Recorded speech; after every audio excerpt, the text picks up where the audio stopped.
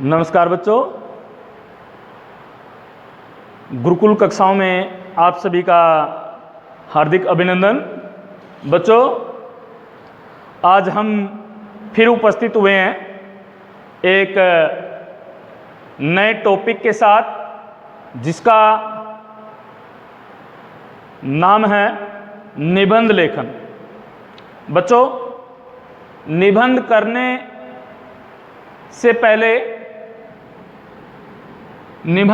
से पहले यानी कोई भी निबंध लिखने से पहले कुछ मुख्य बातें होती हैं जिनके बारे में हमें जान लेना बहुत ही आवश्यक है।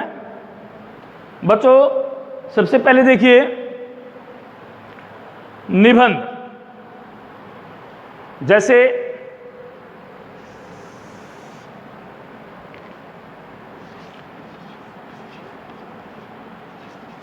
निबंध शब्द जो है वो दो शब्दों के मेल से बना है।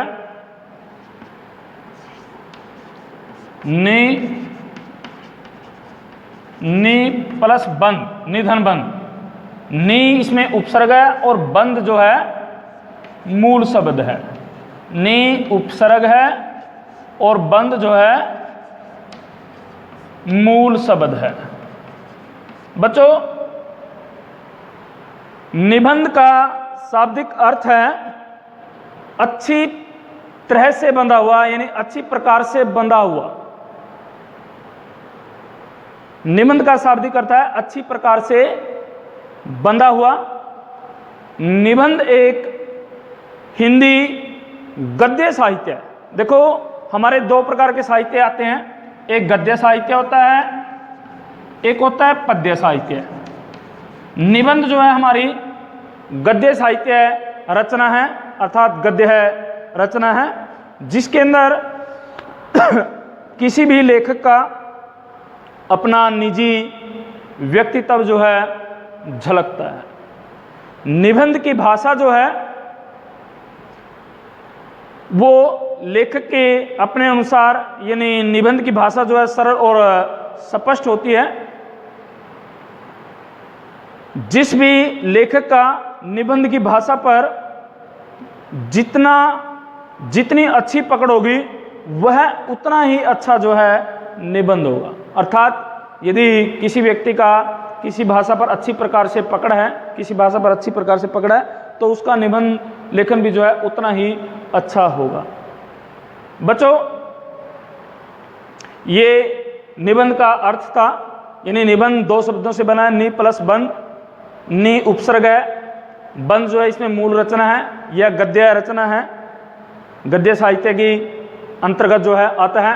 क्लियर है बच्चों? उसके बाद आता है बच्चों हमारी निबंध की परिभाषा। देखो बच्चों, निबंध की परिभाषा जो है अनेक विद्वानों ने अपने अनुसार दिया है। यानी जो भी विद्वान हुआ है, निबंध की परिभाषा उन्होंने अपने अनुसार दी है। कुछ परिभाषाएं आपके सामने जो हैं लिखी हुई हैं। जैसे किसी ने कहा, किसी विषय पर अपने मन के भावों को कर्मानुसार लिखना ही निबंध कहलाता है। कर्मानुसार यानी एक के बाद एक स्टेप, ठीक है। किसी विषय पर अपने मन के भावों को कर्मानुसार लिखना ही निबंध कहलाता है। किसी अन्य विद्वान ने कहा है, सीमित समय यानी सीमित समय के अंदर और सीमित शब्दों में क्रमबद्ध रूप से अपने भावों और विचारों की अभिव्यक्ति ही निबंध कहलाती है। देखो, सीमित समय और सीमित शब्दों में क्रमबद्ध रूप में अपने भावों और विचारों की अभिव्यक्ति मीन जो होता है प्रकट करना, भावों को प्रकट करना की अभिव्यक्ति ही जो है निबंध कहलाती है। फिर एक विद्वान ने कहा, मन की उन्मुक्त उड़ान निबंध कहलाती है। मन की उन्मुक्त होता है जिस पर किसी प्रकार का जो है बंधन नहीं है, यानी मन की उन्मुक्त उड़ान ही जो है निबंध कहलाती है। बच्चों, ये थी विभिन्न विद्वानों के अनुसार निबंध की परिभाषा। अब इसके बाद बच्चों हम एक अच्छे निबंध की विशेषताओं के बारे में जानेंगे, यानी निबंध की विशेषताएं। निबंध की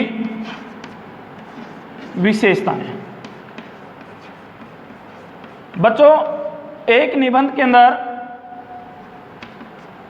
अनेक विशेषताएं होनी चाहिए, तभी जाकर वो अच्छा निबंध बन पाता है। जैसे छोटा आकार, यानी निबंध का जो आकार है वो छोटा होना चाहिए, यानी निबंध का आकार, निबंध का आकार जो है वो छोटा होना चाहिए। जितना छोटा आकार होगा निबंध उतना ही अच्छा होगा। उसके बाद विषय की जानकारी, विषय की जानकारी।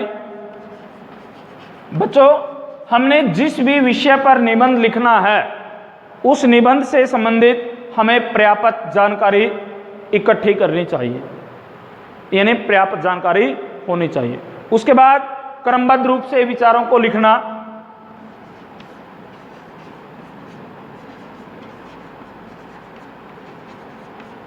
क्रमबद्ध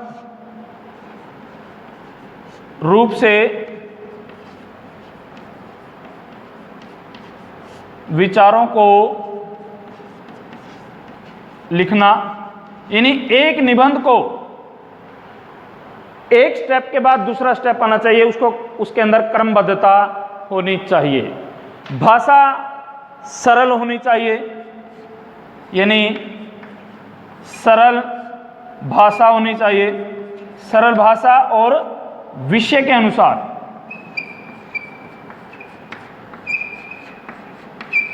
भाषा जो है सरल होनी चाहिए और विषय के अनुरूप होनी चाहिए, यानी जिस प्रकार का हम निबंध लिख रहे हैं उसी के अनुसार ही भाषा होनी चाहिए। उसके बाद बच्चों शब्द सीमा, यानी एक निबंध के अंदर शब्द सीमा का भी जो है, अच्छे निबंध के अंदर हम शब्द सीमा का भी ध्यान रख सकते हैं। निबंध के अंदर कोई गलत सूचना न होनी चाहिए,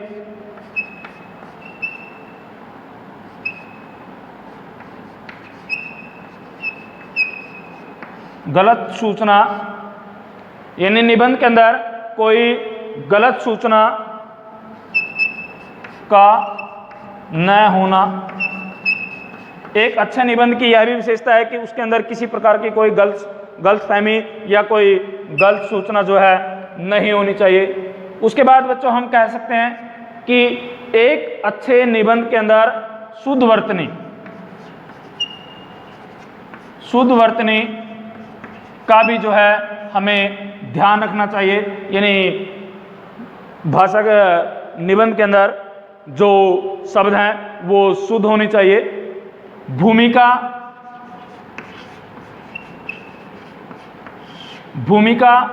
विषय वस्तु और उपसंहार। बच्चों, एक निबंध को हम 3 भागों में बांट सकते हैं, जिसके अंदर भूमिका, विषय वस्तु और उपसंहार इत्यादि हम रख सकते हैं। उसके बाद बच्चों हम कह सकते हैं कि किसी भी निबंध के प्रारंभ में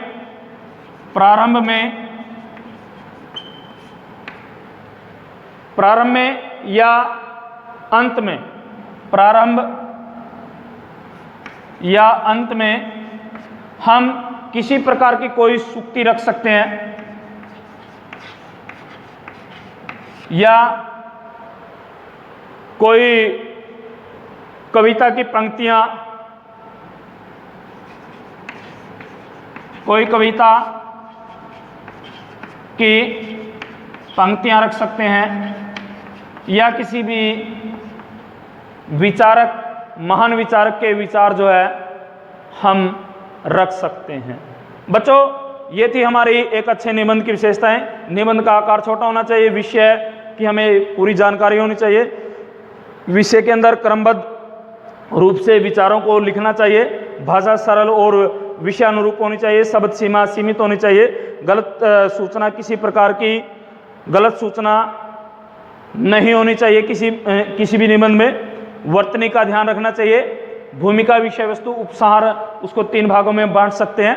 उसके बाद प्रारंभ, अंत के अंदर जो है सूक्तियां या कविता की पंक्तियों से हम उसका प्रारंभ कर सकते हैं। बच्चों, उसके बाद आते हैं हमारे एक निबंध के अंग, यानी एक अच्छे निबंध के अंग कौन कौन से हो सकते हैं।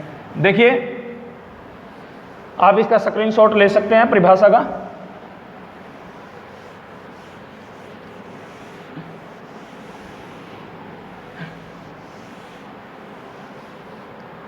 बच्चों, अब देखिए, एक निबंध के अंग,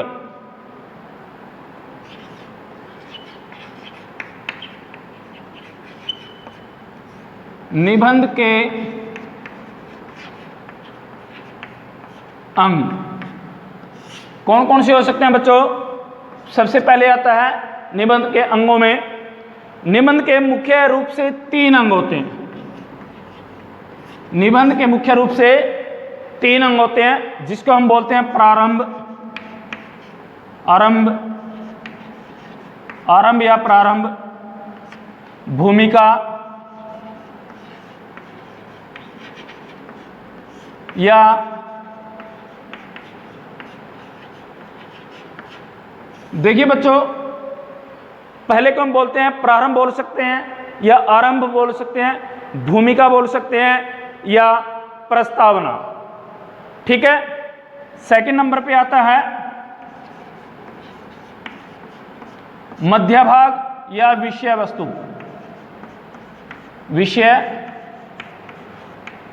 विषय वस्तु भी कह सकते हैं या विषय का विस्तार।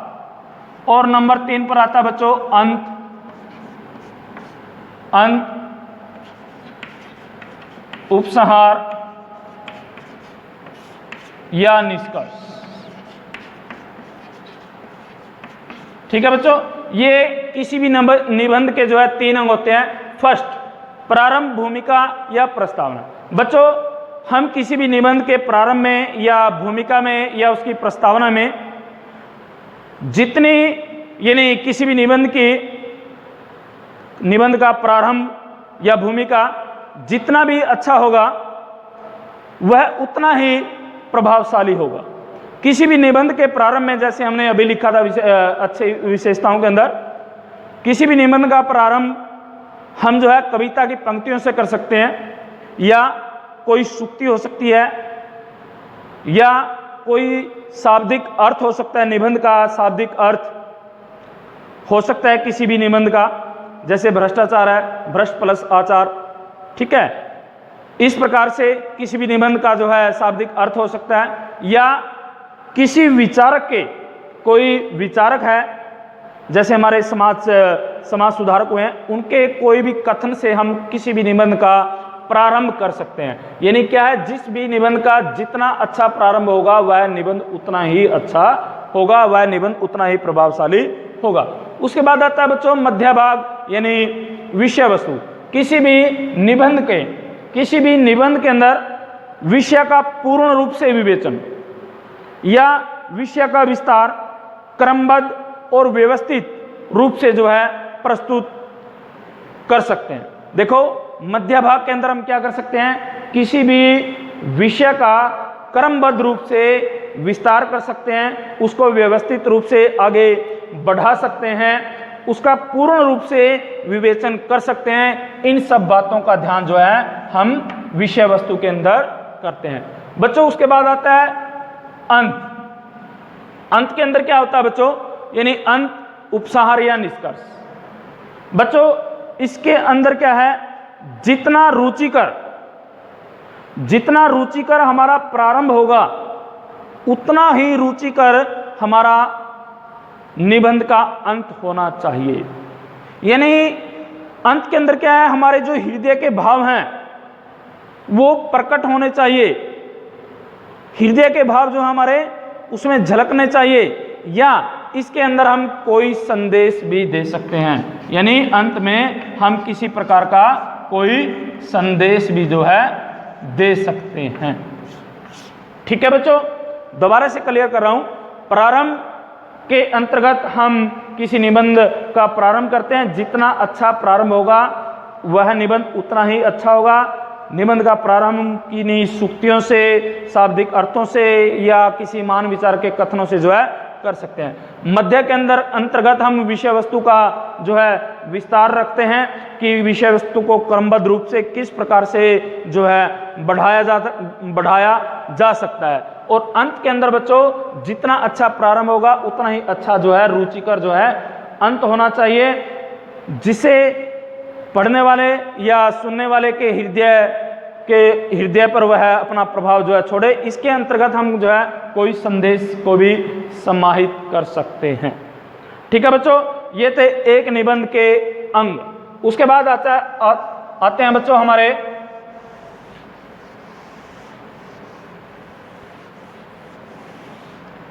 उसके बाद है निबंध के प्रकार, टाइप।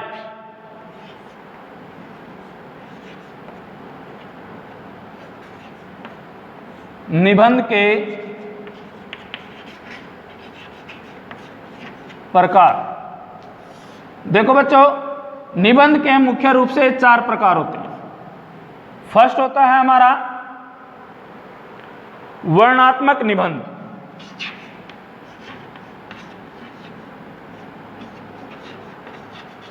वर्णनात्मक निबंध बच्चों, जैसे ही आपको पता है कि जो वर्णनात्मक निबंध होता है यानी इसमें वर्णन किया जाता है, इसके अंतर्गत हम किसी सजीव या निर्जीव या हमने कोई देखी या सुनी किसी वस्तु, स्थान या प्राकृतिक वातावरण जैसी बातों का या प्राकृतिक वातावरण जैसी घटनाओं का हम इसमें वर्णन कर सकते हैं। इसके अंतर्गत बच्चों जैसे वर्षा ऋतु है,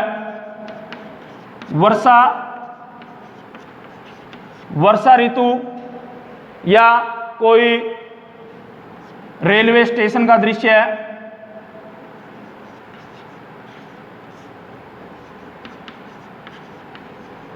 रेलवे स्टेशन का दृश्य इत्यादि का वर्णन कर सकते हैं।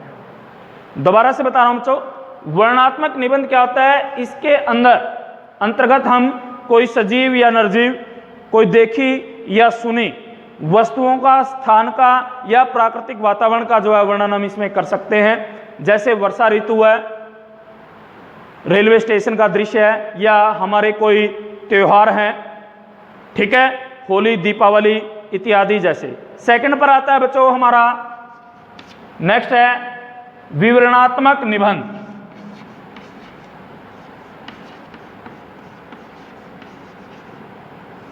विवरणात्मक निबंध बच्चों,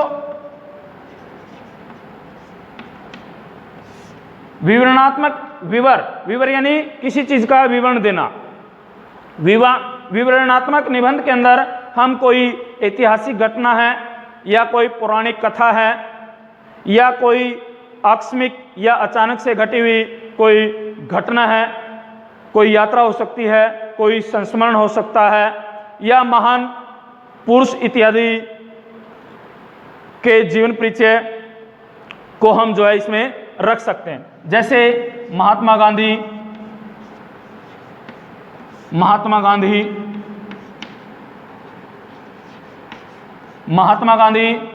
सरदार पटेल, पंडित जवाहरलाल नेहरू, विद्यालय का वार्षिक उत्सव,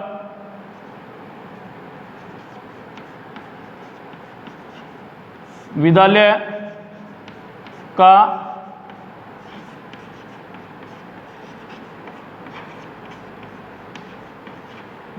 का वार्षिकोत्सव इत्यादि का वर्णन जो है हम इसमें कर सकते हैं।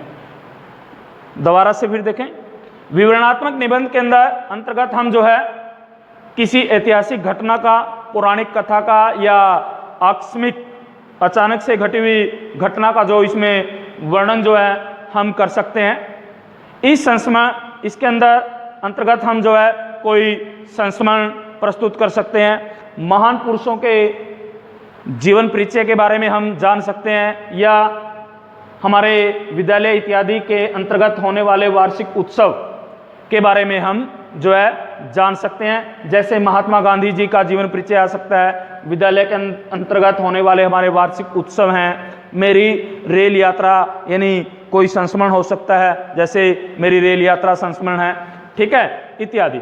उसके बाद बच्चों आता है हमारा नंबर 3 पर आता है हमारा विचारात्मक निबंध।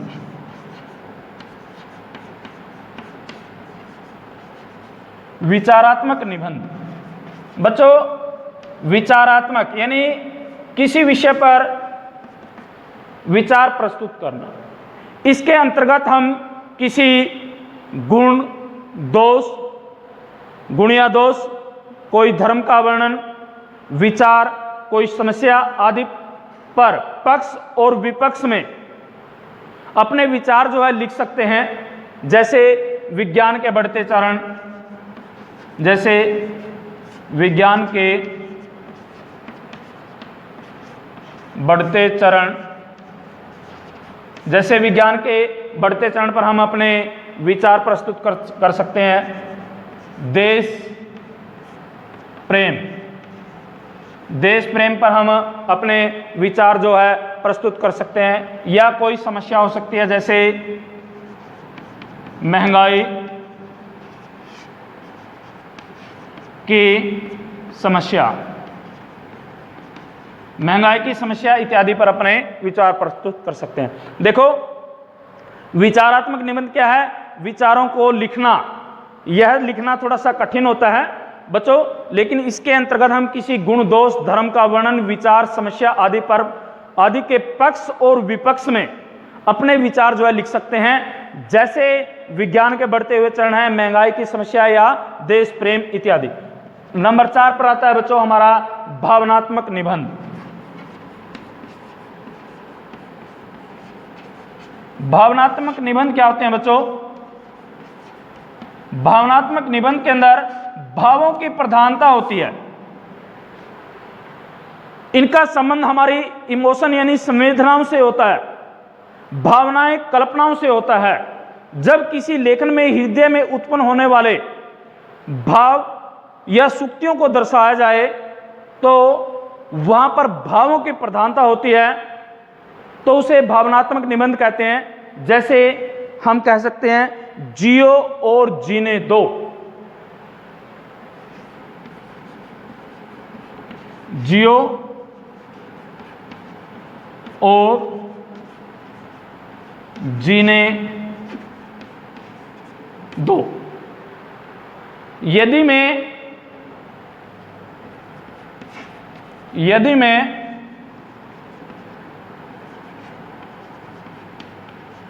प्रधानमंत्री होता, यदि मैं प्रधानमंत्री होता, मेरा प्रिय लेखक, मेरा प्रिय लेखक या मेरी प्रिय पुस्तक, मेरा प्रिय कवि इत्यादि का वर्णन जो है बच्चों हम इसके अंतर्गत कर सकते हैं। दोबारा से देखें, भावनात्मक निबंध क्या होता है? भावनात्मक निबंध के अंदर हमारे संबंध होते हैं, हमारी इमोशन होती हैं, हमारी संवेदना होती हैं, हमारी भावनाएं होती हैं, हमारी कल्पनाएं होती हैं। इन सब के भावों का वर्णन जो है भावनात्मक निबंध में किया जा सकता है। जब किसी लेखन में हृदय में उत्पन्न होने वाले भावों को सूक्तियों के माध्यम से यानी पंक्तियों के माध्यम से या किसी कविता की पंक्तियों के माध्यम से दर्शाया जाए तो वहां पर हमारे जो है भाव प्रधान होते हैं, तो उसे भावनात्मक निबंध कहते हैं। इसके अंतर्गत हम इस प्रकार से जो है ये जैसे जियो और जीने दो, यदि मैं प्रधानमंत्री होता, मेरा प्रिय लेखक, मेरा प्रिय कवि, मेरा प्रिय खेल इत्यादि को जो है इसमें रखा जाता है। बच्चों ये थे हमारे 4 टाइप्स। उसके बाद बच्चों एक और छोटा सा पॉइंट इसके बाद आता है, वो है निबंध और अनुच्छेद में अंतर। निबंध और अनुच्छेद में अंतर। देखिए अनुच्छेद में अंतर क्योंकि दोनों बिल्कुल सेम होते हैं, लेकिन इन दोनों में थोड़ा सा अंतर है। वो अंतर क्या है बच्चों? देखो, निबंध के अंदर विषय वस्तु का यानी विषय का विस्तार होता है, यानी निबंध के अंदर कोई भी विषय होता है उसका विस्तार से वर्णन किया जाता है, और जबकि अनुच्छेद के अंदर विषय के सार के बारे में विषय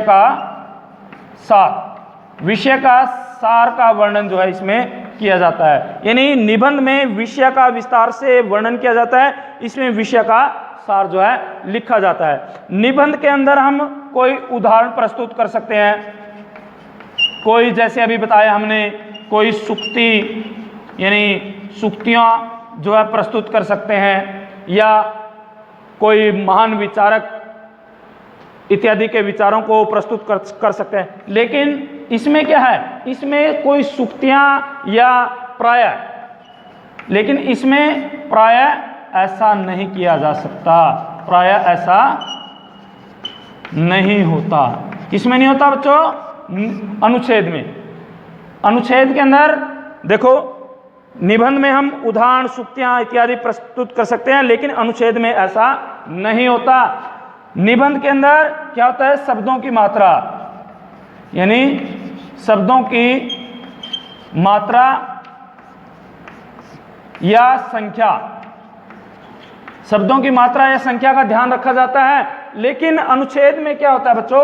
कम शब्दों का, यानी शब्दों की संख्या क्या होती है? शब्दों की संख्या कम होती है, शब्दों की संख्या